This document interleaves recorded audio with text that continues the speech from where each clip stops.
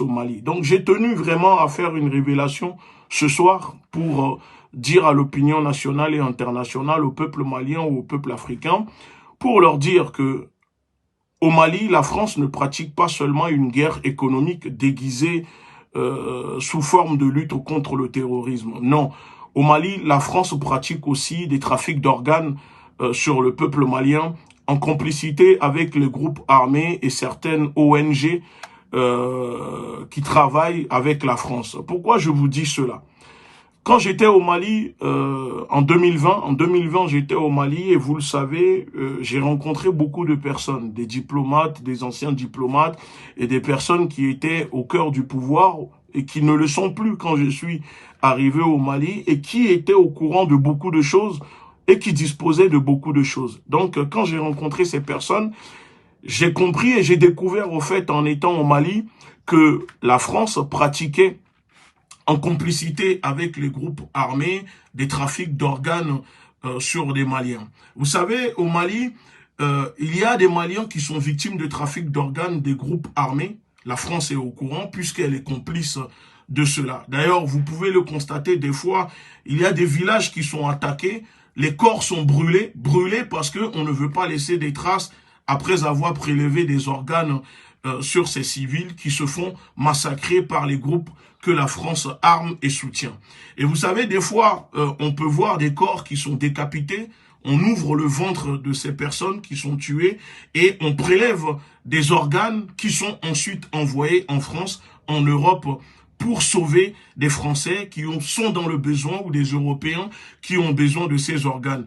C'est tabou, mais si vous allez au Mali, vous allez au nord du Mali, où ces groupes armés font des dégâts, renseignez-vous, vous verrez que ce n'est pas tabou. Peut-être les gens n'en parlent pas, mais moi, je suis au courant parce que quand j'étais au Mali, ce diplomate m'avait remis un dossier. J'avais un dossier parce que c'est d'ailleurs grâce à ce dossier que j'avais révélé en 2020, avant le Premier ministre, que la France interdisait à l'armée malienne de pénétrer au nord du Mali, à Ménaka, Gao et Kidal, etc.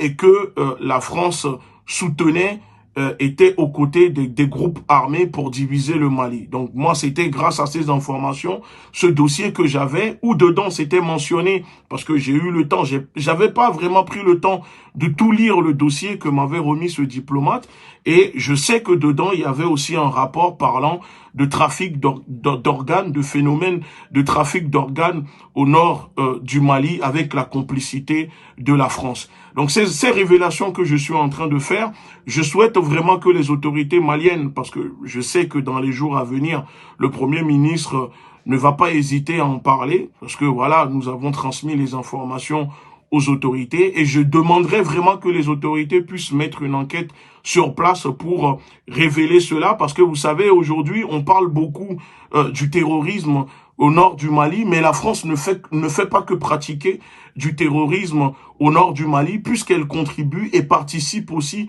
au trafic d'organes sur les victimes de ces barbaries, de ces groupes armés, etc. Donc ce dossier que m'avait donné l'ancien diplomate, que voilà, l'objectif pour lui, c'était, il m'a remis ce dossier me disant, une fois sur Paris, d'alerter le peuple français, de dénoncer ce que faisait la France au Mali.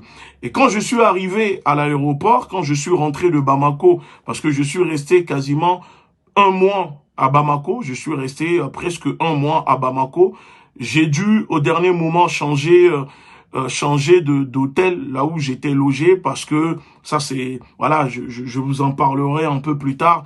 Il y a des personnes qui ont voulu me faire empoisonner et j'ai eu la vie sauve grâce à des policiers avec qui j'étais en contact qui étaient au courant parce que qui connaissaient une des personnes, les personnes qui participaient à ce plan pour me faire empoisonner. Donc une semaine avant mon départ, grâce aux policiers du CNSP à l'époque, parce qu'il y avait le CNSP, j'ai réussi à échapper aux tentatives d'empoisonnement commanditées par une personne au sein de la communauté panafricaine, mais ça c'est un autre sujet, bref, et ça fait que j'ai réussi à échapper à ce plan, en plus de la demande d'expulsion de l'ambassadeur néocolon Joël Meyer, qui est aujourd'hui renvoyé en France. Donc quand je suis arrivé à l'aéroport ici à Paris, j'ai été interpellé pour les personnes qui se souviennent de ça. Je ne sais pas si je peux retrouver les images parce que je suis revenu du Mali et ce jour-là, il y avait en même temps comment on appelle ça? Il y avait le procès du camarade Mouazoulou, je crois, Mouazoulou, il y avait le procès de Mouazoulou ici en France. Donc je suis rentré de Bamako pour pouvoir venir le soutenir et participer à ce procès. Je vais essayer de retrouver la vidéo. Attendez, j'essaye de retrouver la vidéo. Et donc, quand je suis arrivé à l'aéroport de Charles de Gaulle, j'ai été interpellé par les services de renseignement. Il y avait des policiers, parce que quand je partais de Bamako, vous savez, à Bamako, les gens qui font la sécurité de l'aéroport de Bamako, la sécurité, la société qui gère la sécurité, qui encadre les Bamakois, les Maliens qui travaillent au centre de l'aéroport, c'est une société française. C'est un Français qui dirige la sécurité là-bas à Bamako. Donc quand je suis arrivé pour voyager, j'ai vu que ce monsieur me regardait bizarrement. Je me souviens, j'étais même avec le chauffeur qui m'avait déposé. Je lui disais que c'était bizarre comment il me regardait, ce monsieur. Et je suis même allé vers lui en lui disant pourquoi il me regarde comme ça. Est-ce qu'il y avait un problème? Parce que je savais bien évidemment que avec les révélations que je venais de faire et le fait que je me suis pointé devant l'ambassade, que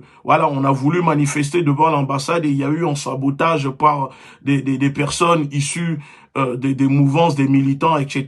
Bref, et que je savais qu'il y avait les renseignements qui surveillaient mes déplacements et qui m'attendaient sûrement mon retour ici à Paris.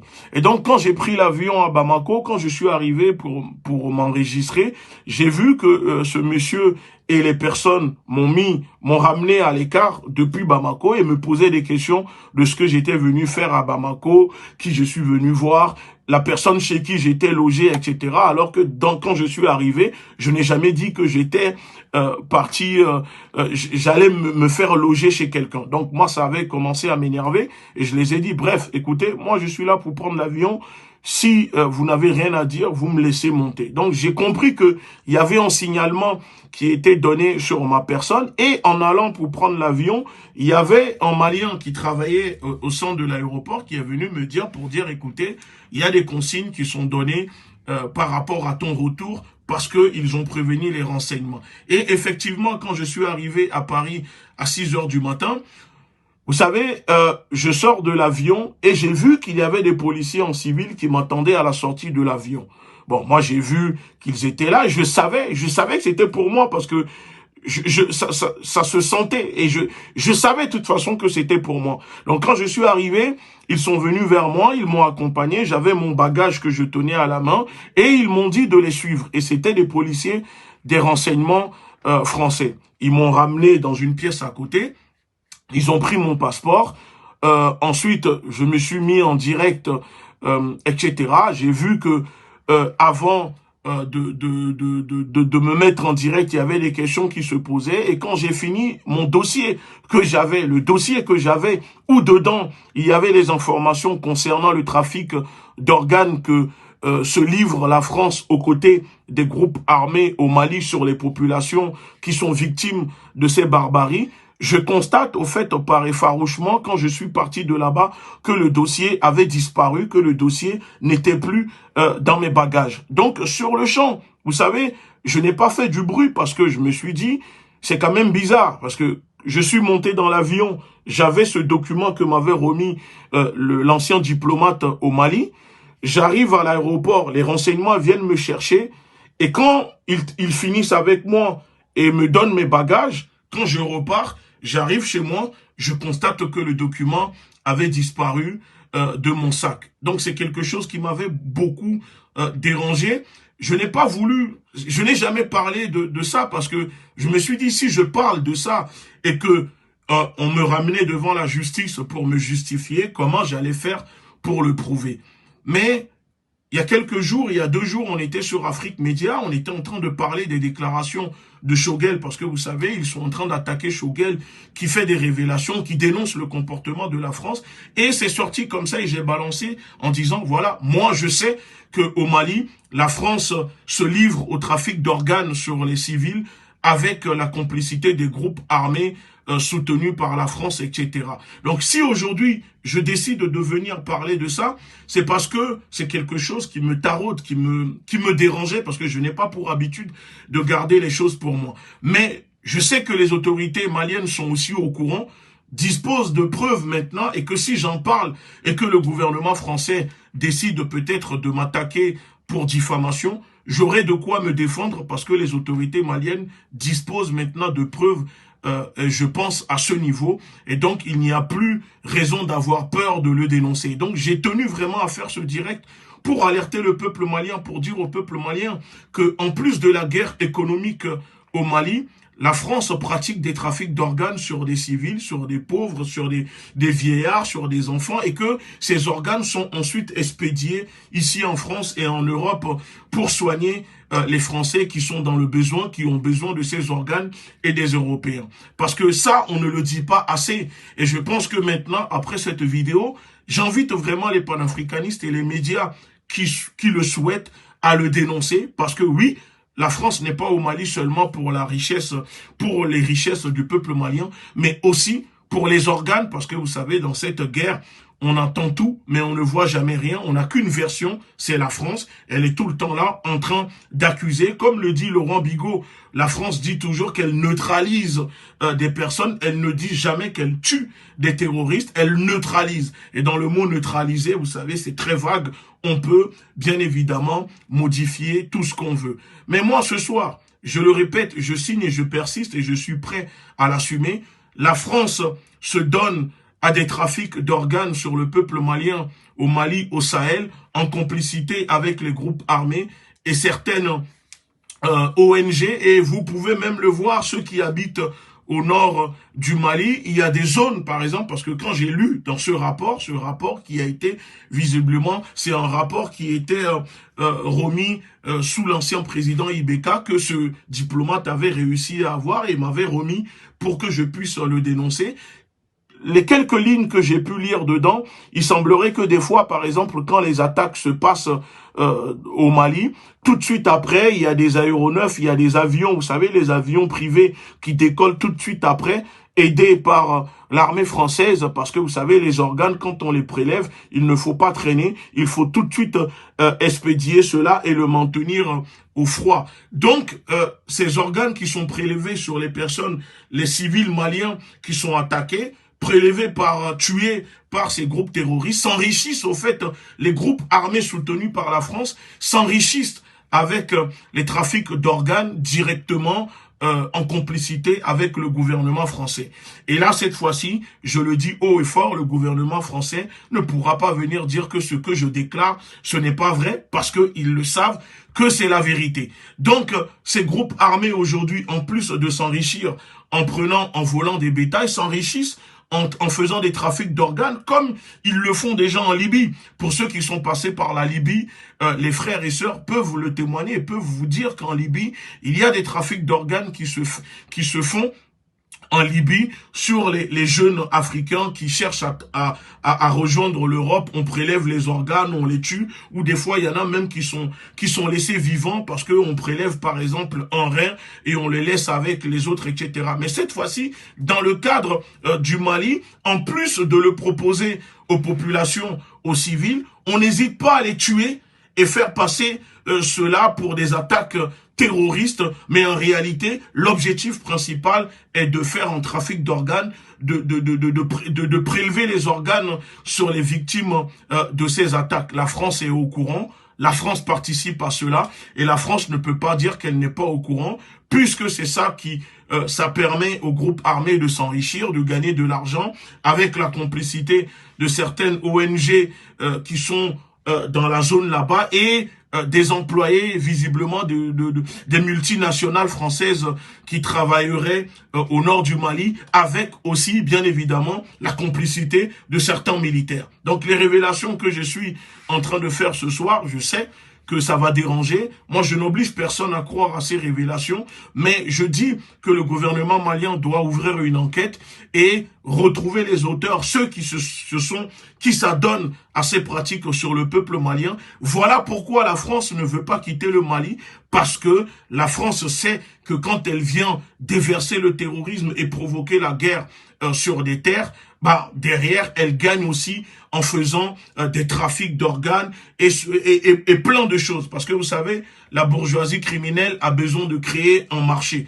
Et pour créer le marché, il faut conquérir des terres. Et ces terres-là sont en Afrique. Voilà pourquoi la France et sa bourgeoisie criminelle viennent s'accaparer des terres africaines et ne veulent pas quitter les terres au Mali. Donc, ce que déclare Monsieur le Premier ministre en ce moment, les révélations que fait Monsieur Choguel Maïga en ce moment contre la France, ce ne sont pas des mensonges, c'est la vérité. Et moi, je vais encore plus loin en vous disant que la France fait des trafics d'organes en complicité avec les groupes armés au Mali sur les populations qui sont victimes de ces attaques, qui sont victimes de ces barbaries au Mali. Donc moi, je le dis haut et fort et je dis que le peuple malien, le peuple africain doit être au courant de ce qui se passe. Et vraiment, j'ai compris que c'était très grave quand je suis rentré chez moi et j'ai vu que les renseignements m'ont dérobé ces documents dans mes affaires, dans mes valises,